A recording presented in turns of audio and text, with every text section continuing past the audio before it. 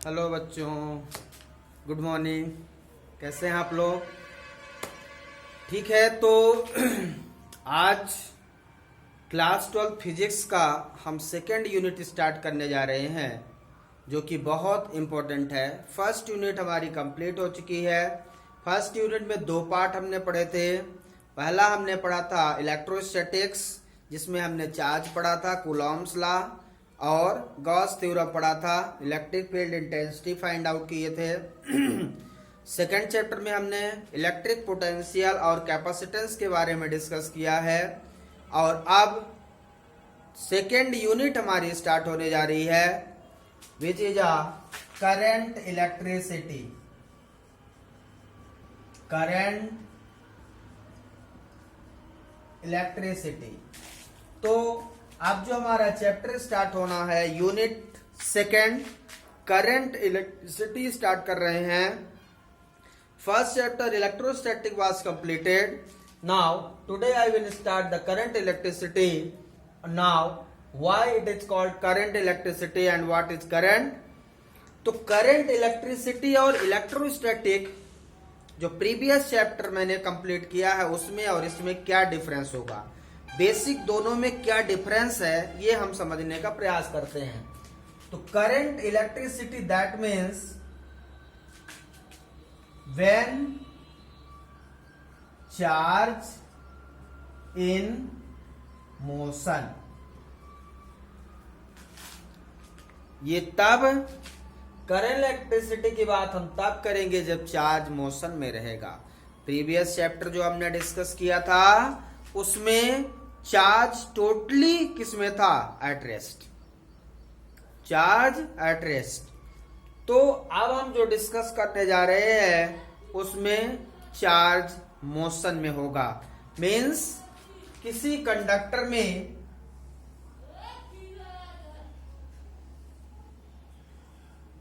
एक कंडक्टर हम कंसीडर करते हैं। किसी भी कंडक्टर में बहुत सारे इलेक्ट्रॉन्स होते हैं। कंडक्टर में क्या होते हैं? बहुत सारे इलेक्ट्रॉन, और वो इलेक्ट्रॉन मोशन करने के लिए फ्री होते हैं, इसीलिए इनको फ्री इलेक्ट्रॉन कहते हैं। क्या कहते हैं? Free electron. This is the conductor. किसी कंडक्टर के अंदर बहुत सारे इलेक्ट्रॉन होते हैं। ये डॉट से जो रिप्रेजेंट किया मैंने, ये इलेक्ट्रॉन्स हैं। बहुत सारे इलेक्ट्रॉन होते हैं।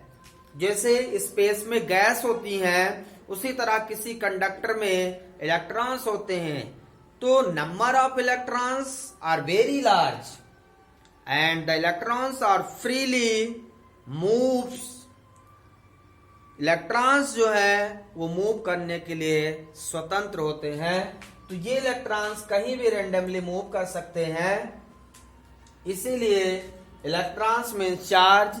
चार्ज यहां मोशन में रहेगा, और ये इलेक्ट्रॉन्स जो मूव करेंगे,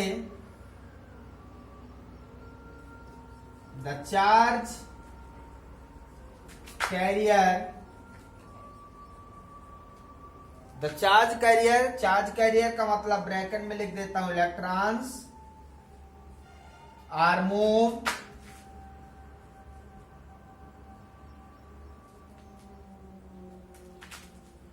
in or move due to temperature. Due to temperature is called thermal electricity. जो टेम्परेचर के कारण इलेक्ट्रॉन्स मूव करते हैं, उसे हम थर्मल इलेक्ट्रिसिटी कहते हैं। And its speed is 10 to power 5 to 10 to power 6 meter per second. इसकी स्पीड होती है 10 to power 5 to 10 to power 6 range में। मीटर पर सेकंड की स्पीड होती है। Thermally electrons are in motion. Okay, तो इस तरह से किसी भी कंडक्टर में इलेक्ट्रॉन मोशन में होते हैं, मूव ड्यू टू टेम्परेचर। अब ये जो मोशन में होते हैं जिग जैग होते हैं, कोई ऐसे जा रहा है, कोई ऐसे जा रहा है, कोई ऐसे जा रहा है, कोई ऐसे जा रहा है, कोई ऐसे जा रहा है, कोई ऐसे जा रहा है। इनका जो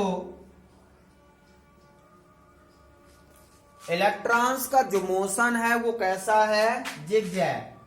कैसा है? Zig zag. The motion of electron are zig zag due to the temperature. Temperature के कारण जो इलेक्ट्रॉन का मोशन तो है, इलेक्ट्रॉन मोशन में रहेगा, मीन्स इलेक्ट्रॉन मोशन में रहेगा, लेकिन उसका जो मोशन होगा वो किस तरह से होगा? जिग जैग होगा। ठीक है।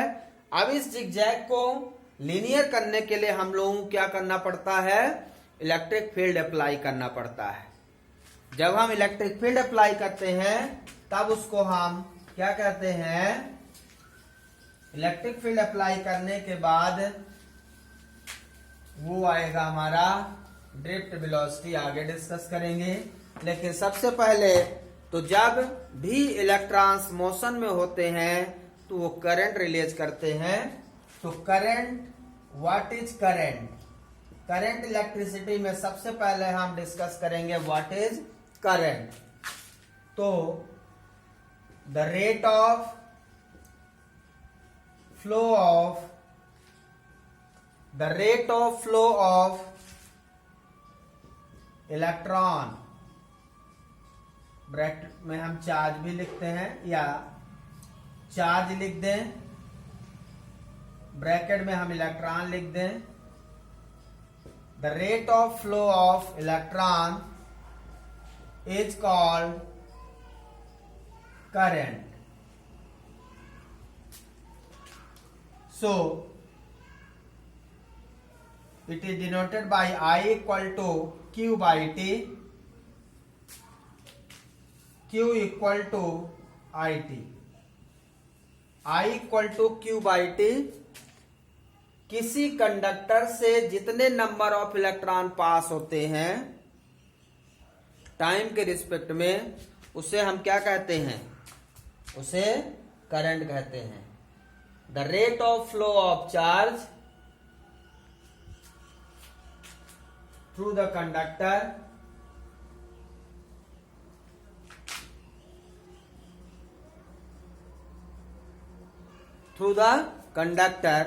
is called current।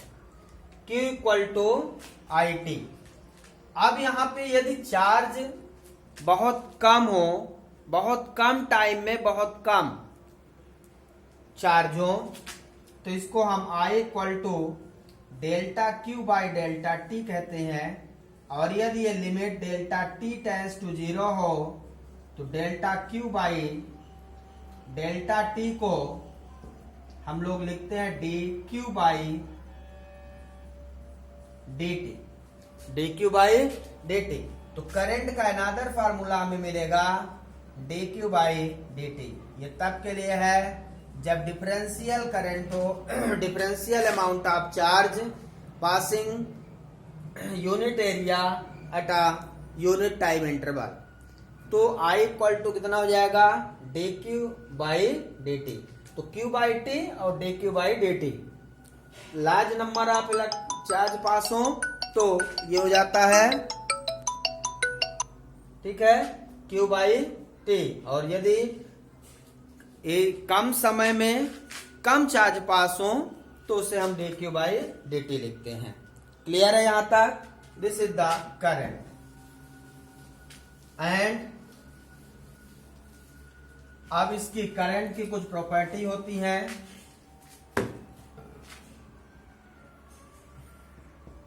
It is a scalar quantity. Current कैसी क्वांटिटी है? ध्यान रखना है, करंट स्केलर क्वांटिटी है। ये ध्यान रखना, ये ऐसी क्वांटिटी है जिसमें डायरेक्शन और मैग्नीट्यूड होने के बावजूद भी ये स्केलर क्वांटिटी कहलाती है, क्योंकि इसका वेक्टर सम अलजेब्रा जो होता है वो हम एज अ स्केलर ऐड करते हैं। सम ऑफ वेक्टर्स एडिशन या सम ऑफ स्केलर में डिफरेंस होता है। स्केलर में जैसे 2 + 3 5 हमने लिख दिया, वेक्टर में हम डायरेक्ट 5 नहीं लिख सकते। तो इसमें जो एडिशन होता है वो डायरेक्ट करंट का 2 + 3 एम्पियर 5 एम्पियर हो गया, लेकिन इसी कारण से ये स्केलर क्वांटिटी है। It's SI unit is ampere. इसकी एसआई यूनिट क्या है? एम्पियर है। हम कैपिटल ए से डिनोट करते हैं। It is measure by ammeter. Current को मेजर करने वाले डिवाइस का क्या नाम है? Ammeter. It is measure by ammeter. Okay, तो एमीटर हमने लिख दिया। इस तरह से ये हमारी इंपॉर्टेंस यूनिट्स, इंपॉर्टेंट प्रॉपर्टी है करंट की।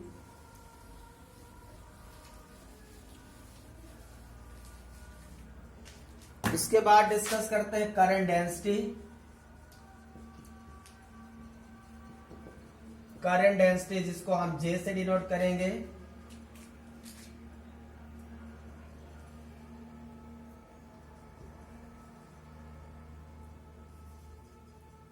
current density, it is the ratio of current passing through per unit cross section area of conductor. It is the ratio of current passing through per unit cross section area of conductor. तो J equal to क्या हो जाएगा?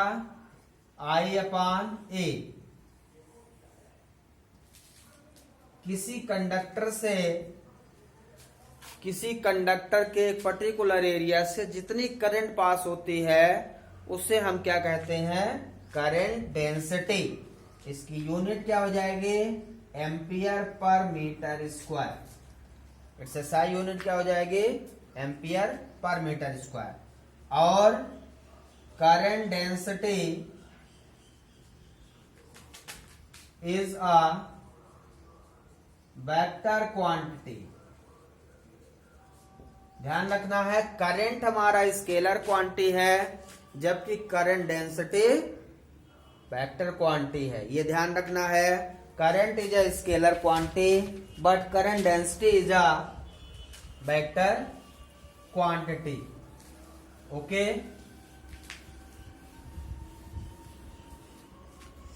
इसके बाद हम discuss करने जा रहे हैं ड्रिफ्ट वेलोसिटी। ड्रिफ्ट वेलोसिटी क्या है? ड्रिफ्ट वेलोसिटी है क्या एक्चुअल में? It is the average velocity. It is the average velocity. कैसे वेलोसिटी है? It is the average velocity of electron with which get drifted. It is the average velocity of electron with which get drifted towards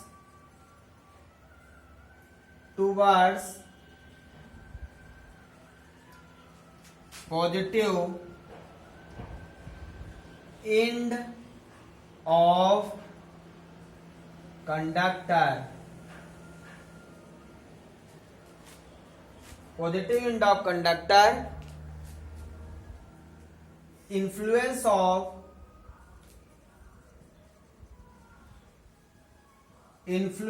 of electric field, ध्यान रखना है,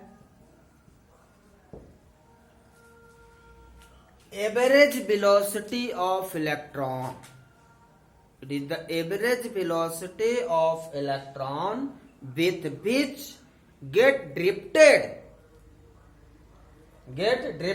towards positive end of the conductor, influence of electric field. Electric field की उपस्थिति में किसी conductor में जो electron negative and से पॉजिटिव एंड की ओर ड्रिफ्ट होते हैं, जब हम इलेक्ट्रिक फील्ड अप्लाई कर देते हैं तो इलेक्ट्रॉन एक टर्मिनल की ओर जाने लगते हैं, वही कहलाती है drift velocity. It is denoted by VD, इसे हम VD से रिप्रेजेंट करते हैं, किससे? VD से। It is denoted by VD, ध्यान रखना है, it is denoted by VD. So this is the drift velocity. Drift velocity. Actual में drift velocity है क्या, इसको हम समझते हैं रिलेशन बिटवीन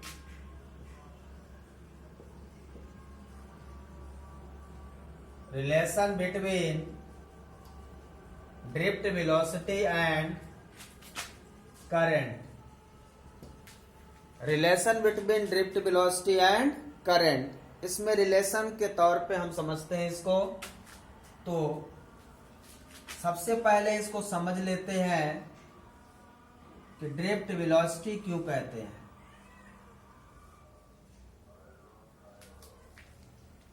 यहां से आपको समझना जरूरी है कि इसको ड्रिफ्ट वेलोसिटी क्यों कहते हैं। तो हम यहां पे इलेक्ट्रिक पोटेंशियल अप्लाई करते हैं भी। अब इसमें क्या है, बहुत सारे इलेक्ट्रॉन्स हैं, ये इलेक्ट्रॉन्स हैं। जब हमने पोटेंशियल अप्लाई नहीं किया था तब ये रैंडमली जिगजैग शेप में इधर उधर जा रहे थे। अब हमने इसमें इलेक्ट्रिक फील्ड प्रेजेंस कर दिया, इलेक्ट्रिक फील्ड। अब ध्यान से देखना है, जो इलेक्ट्रॉन्स हैं बहुत तेजी से पॉजिटिव एंड की ओर आएंगे। किधर आएंगे? Positive and. जिस वेलोसिटी के साथ ये चलेंगे और पॉजिटिव टर्मिनल पे आएंगे उसे हम क्या कहते हैं? Drift velocity. ठीक है, यही ड्रिफ्ट वेलोसिटी है। और इलेक्ट्रॉन के अपोजिट डायरेक्शन में करंट फ्लो होती है। यदि इलेक्ट्रॉन पॉजिटिव एंड पे आते हैं तो करंट पॉजिटिव से निगेटिव पे जाती है। ध्यान रखना, the direction of current always opposite to the direction of flow of electron.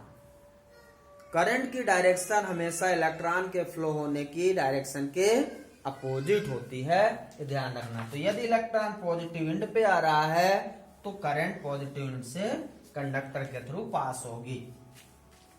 अब इस कंडक्टर की लेंथ स्मॉल एल है और इसकी एरिया माना कि कैपिटल ए है। ठीक है, क्या है? कैपिटल ए इसकी एरिया है। अब इसमें से नंबर ऑफ इलेक्ट्रॉन्स पास हो रहे हैं।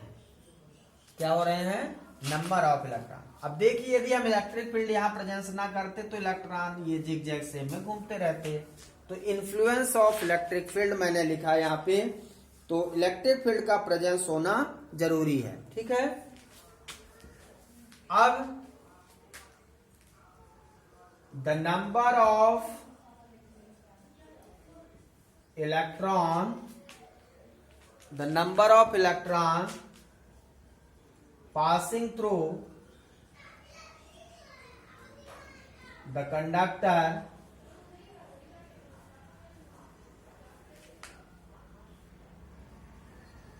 will be here. The number of electron passing through the conductor will be the number of electron passing through the conductor in per unit volume is n.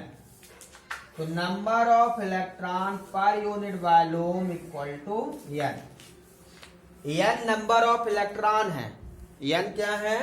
Number of electron जो per unit area से पर unit volume. Volume क्यों है? क्योंकि ये इसकी length हो गई और इसमें ये इसकी एरिया हो गई. एरिया इंटू लेंथ क्या होता है? वॉल्यूम होता है. ये AL क्या है? वॉल्यूम है.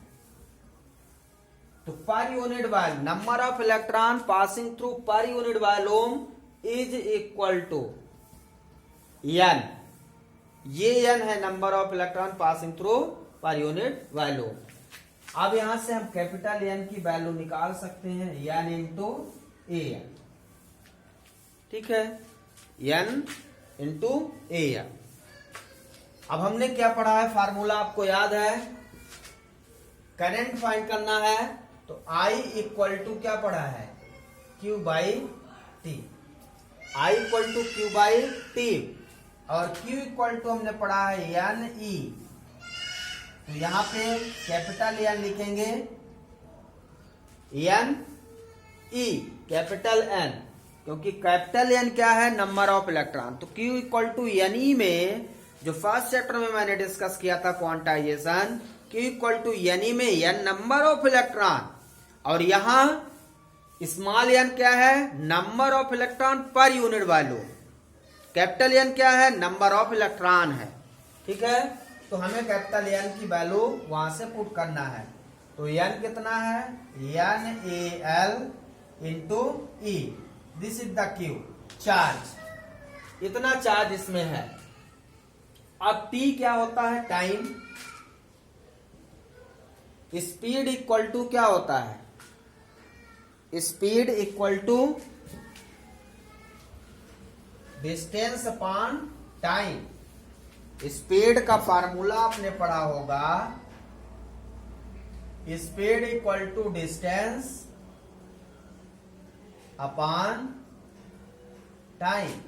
तो स्पीड यहां ड्रिफ्ट वेलोसिटी या वेलोसिटी हम लिखते हैं vd और डिस्टेंस कितना है? L और टाइम कितना है? T. तो T इक्वल टू कितना हो जाएगा? L by VD. T equal to कितना हो जाएगा? L by VD. T equal to L by VD. अब T की वैल्यू यहां पे पुट करेंगे इस फार्मूले में. माना कि इक्वेशन फर्स्ट है तो अब इसमें आप रख दीजिए I equal to Q by t. Q की वैल्यू रख दीजिए पहले NaLe अपॉन L VD.